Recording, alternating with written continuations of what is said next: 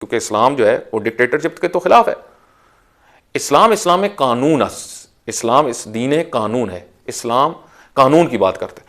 قانون سب شعبوں کے اوپر حاوی ہے اور سب شخصیات کے اوپر, حتیٰ فقی اور جو سپر پاور ہے اسلام کے اندر وہ بھی قانون سے مستثنا نہیں ہے. یعنی حتیٰ رسول اللہ صلی اللہ علیہ وآلہ وسلم بھی جب معاشرے کے سرپرست ہیں تو وہ خود قانون سے بالاتر نہیں ہے, بلکہ ان کے اوپر تو اللہ زیادہ اسٹرکٹ ہے. اللہ فرماتے تھوڑی سی بات اپنے پاس سے کی تو بہت سخت گرفت کروں گا. ٹھیک ہے. اسی طریقے سے ائمہ ہدیٰ علیہ الصلوۃ والسلام وہ قانون سے مستثنا نہیں ہے, بلکہ جتنے قوانین الہی ہیں ان کے زیادہ پابند ہیں, دوسروں سے زیادہ پابند ہیں. تو وہ تین چیزیں کون سی تھی جو کل بیان ہوئی تھی؟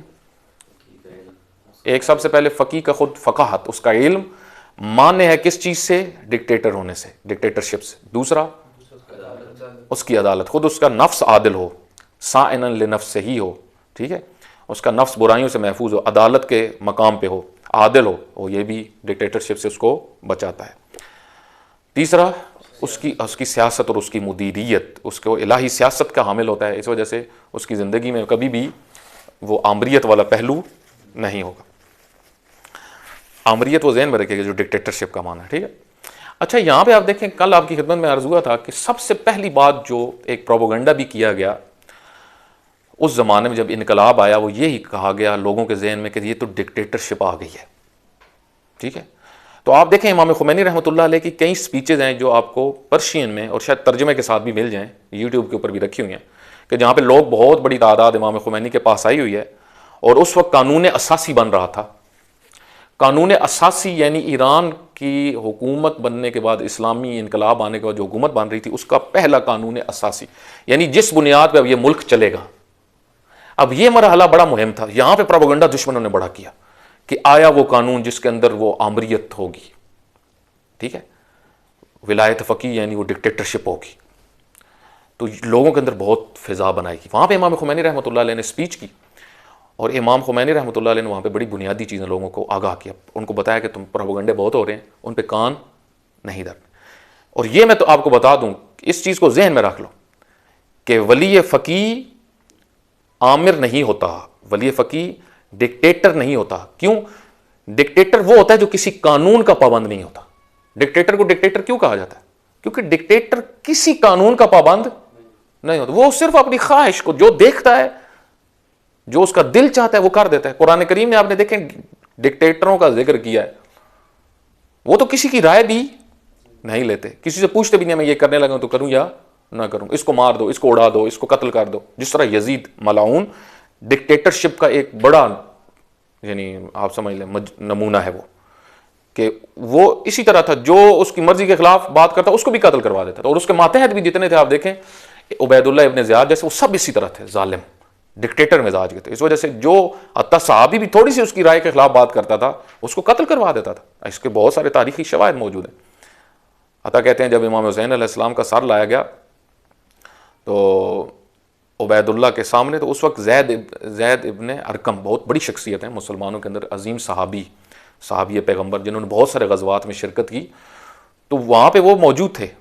ان کے سامنے یہ قضیہ ہو رہا تھا, یعنی امام کا سر لایا جا رہا تھا اور رکھا جا رہا تھا. انہوں نے وہاں پہ ایک جملہ کہا مسلمانوں کو کہ آج تم غلام کے غلام بیٹے کے ہاتھوں سے غلام بن گئے ہو, غلام کے غلام بیٹے کے ہاتھوں سے غلام بن گئے. اور اس کی وجہ یہ ہے مسلمانوں کہ تم نے رسول اللہ کے نواسوں کو, ان کے بیٹوں کو چھوڑ دیا اور ایسے گھٹیا لوگوں کے پیچھے چل پڑے ہو.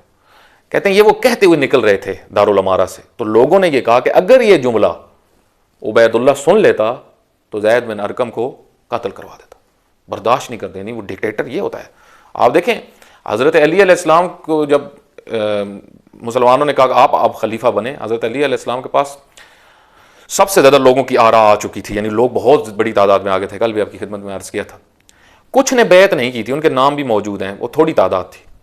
تو حضرت مالک اشتر نے بھی حتیٰ ایک دفعہ کہا کہ علی میں ان کو آپ کی خدمت میں لے آتا ہوں, مجھے خاص ٹیکنیکس ہیں, میں یعنی اپنی طاقت کے بلبوتے پہ ان سے بیعت کروا لیتا ہوں. کیونکہ یہ مہم ہوتا ہے, ایک سیاسی لحاظ سے بڑی مہم چیز ہوتی ہے کہ کچھ لوگ بھی اگر بیعت نہ کر رہے ہوں تو ایک سوالیہ نشان ہوتا ہے کہ فلاں فلاں بیعت کیوں نہیں کر رہا. ٹھیک ہے. تو حضرت علی علیہ السلام کے سامنے جب تذکرہ کیا گیا, حضرت نے فرمایا چھوڑو, جو کرتے ہیں کریں, جو نہیں کرتے ان کو چھوڑ دو. بلکہ بعض کا حتیٰ نام مشخص جب مالک اشتر نے کیا تو حضرت نے فرمایا کہ نا وہ ان کا مزاج ہی ایسا ہے, وہ قبول نہیں کریں گے. آپ دیکھیں یہ ولی خدا ہے, اختیار دے رہا ہے, بیعت کرو تمہارا فائدہ, نہ کرو تمہارا نقصان. اس کے برعکس آپ دیکھیں ظالم اور ڈکٹیٹر فرعون جیسے, یزید جیسے. اب یزید کیا کہتا تھا, امام حسین علیہ السلام کے متعلق اس نے پیغام بھیجا تھا کہ اگر وہ بیعت نہ کرے تو اس کا سر بھیج دو. کیوں؟ ڈکٹیٹر, میری مرضی کے خلاف کوئی بھی معاشرے کے اندر رہ نہیں سکتا. امام خمینی رحمۃ اللہ علیہ فرماتے ہیں کہ رسول اللہ حضرت علی علیہ السلام, رسول اللہ صلی اللہ علیہ وآلہ وسلم, حضرت علی علیہ السلام اور ائمہ ہدی اور فقی, ان میں سے کوئی بھی قانون سے مستثنا نہیں ہے. اور پھر ایک اور جملہ فرمایا انہوں نے وہاں پہ, اور اس کو میں بیان کر کے پھر آگے سوال جو ہیں کچھ ان کو آج پھر عرض کروں گا, چند سوالات کو. اس وقت امام خمینی رحمۃ اللہ علیہ نے فرمایا کہ ولایت فقیہ ہے ہی ڈکٹیٹرشپ کو روکنے کے لیے. بہت بڑی بات ہے یہ. اصل ولایت فقیہ ہے کس لیے؟ کہ ڈکٹیٹرز کو جو اپنی مرضیاں چلاتے ہیں, حتیٰ آپ دیکھیں علامہ طباطبائی رحمۃ اللہ علیہ نے 50 سال پہلے تفسیر المیزان کے اندر, اسی طریقے سے اور علماء نے یہ درج کر دیا تھا کہ یہ جو جمہوریت ہے رائج, یہ بدترین ڈکٹیٹرشپ ہے. اس نا ان کا جملہ یہ ہے کہ یہ جمہوریت جو ہے یہ ڈکٹیٹرشپ سے بدتر ہے, اس کے اندر ایک بھیانک ڈکٹیٹرشپ ہے. اس کے ظاہر میں یہ ہے کہ لوگوں کی آراء ہے, لیکن لوگوں کی آراء کی کوئی ویلیو نہیں ہے. اور آپ دیکھیں پوری دنیا میں اس وقت جو جمہوریت ہے وہ در حقیقت سرمایہ داروں کی حکومت ہے. وہ سرمایہ داروں کی حکومت ہے, مالدار لوگوں کی, جن کے پاس پیسہ ہے ان کی حکومت ہے. میڈیا وہ خریدتے ہیں, طاقتور لوگوں کو وہ خریدتے ہیں, ان کے اوپر انویسٹ کرتے ہیں, الیکشنوں میں وہ انویسٹ کرتے ہیں, وہ پیسہ دیتے ہیں. کمپنیوں کے مالک آپ دیکھ لیں پاکستان میں بھی اسی طریقے سے, جو آج کل کہا جاتا ہے مافیا چلا رہا ہے, مافیا چلا رہا ہے, یہ وہی مافیا ہے. ٹھیک ہے, کہ جو پوری دنیا کے اندر اس کا نفوذ ہے. یہ اپنے فیصلوں کے مقابلے میں کسی کو بھی آنے نہیں دیتے, اور دین کو سب سے بڑی اپنے مقابلے میں رکاوٹ سمجھتے ہیں, دینداری کو. اس وجہ سے یہ مافیا جو ہے, انٹرنیشنل مافیا جو پوری دنیا کے اندر ہے, ہر ملک کے اندر ہے, یہ سب سے بڑی رکاوٹ دین کو سمجھتا ہے. اس وجہ سے یہ دین کے پیچھے لگا ہوا ہے, اور ان کا ارادہ یہ ہے کہ معاشرے کے اندر سے دینداری ختم کی جائے. بس ولایت فقیہ امام خمینی رحمۃ اللہ علیہ فرماتے ہیں کہ ڈکٹیٹرشپ کو روکنے کے لیے, کہ کہیں ایسا نہ ہو کہ رئیس جمہور کہتے ہیں صدر کو, کہ صدر ڈکٹیٹرشپ نہ کرے, کوئی وزیر ڈکٹیٹر نہ بنے, کوئی ادارے کا مسئول ڈکٹیٹر نہ بنے, کوئی کمپنی کا انچارج ڈکٹیٹر نہ بنے. جس طرح آپ دیکھیں ملکوں کے اندر اسی طریقے سے ہوتے ہیں, مختلف طبقات کے اندر بعض لوگ ڈکٹیٹر کی طرح ہوتے ہیں. ٹھیک ہے, کسی کو بھی, وہ ساروں کے اوپر نظر رکھے ہوئے ہوتا ہے ولی فقیہ, کہ کوئی ڈکٹیٹر نہ بنے, کیونکہ وہ اللہ کے قانون کا پابند ہے, اور سب کو ہمیشہ یہ دعوت دیتا ہے کہ آؤ اللہ کے قانون کے پابند بن جاؤ. اسی وجہ سے آپ دیکھیں, آپ اگر بعض یوٹیوب کے اوپر بھی نکالیں تو رہبر معظم حافظ اللہ بعض کا نماز کے بعد ایران کے جتنے وزیر ہیں, جو ان کا صدر ہیں, ان کے ساتھ بیٹھے ہوتے ہیں. کہیں ہیں ویڈیوز, نماز کے بعد اپنے مصلی کے اوپر بیٹھ جاتے ہیں, اور دوسرے سارے سامنے بیٹھے ہیں, اور ان کے سامنے کچھ چیزیں تکرار کر رہے ہیں کہ یہ بھی نہیں ہونا چاہیے, یہ بھی نہیں ہونا چاہیے. اور وہاں پہ آپ دیکھیں جتنے بھی ایسی بڑی شخصیات ہیں جو ایک گورنر کی حیثیت رکھتے ہیں کہ علاقے کے اندر, وہ شام کو معمولاً کئی جگہ میں مساجد میں جب نماز پڑھاتے ہیں تو بیٹھتے ہیں اور عوام کی باتیں سن رہے ہوتے ہیں. جس طرح امام جمعہ ایک بہت بڑی پاور ہے. ٹھیک ہے, امام جمعہ ایک پاور ہے حکومت اسلامی کے اندر.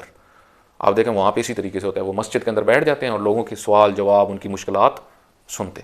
تو پوری دنیا میں حکومت اسلامی جہاں پہ بھی بنی, اس کا نقشہ یہی ہوتا ہے, اس کا نقشہ یہ ہوتا ہے کہ اس کے جو بھی وزیر ہوں, جو بھی اس کے اندر محکمے کے جو ہے سرپرست ہوں, وہ سب کے سب خاضع ترین لوگ اور عادل ترین لوگ ہونے چاہیے. ٹھیک ہے, ایسا ہی ان کی خصوصیات ہونی چاہیے تاکہ معاشرے کے اندر سے کسی کا حق غصب نہ ہو. ڈکٹیٹر اصل میں حق غصب کر لیتے ہیں, ڈکٹیٹر اصل میں حق غصب کر لیتے ہیں. خوب, آج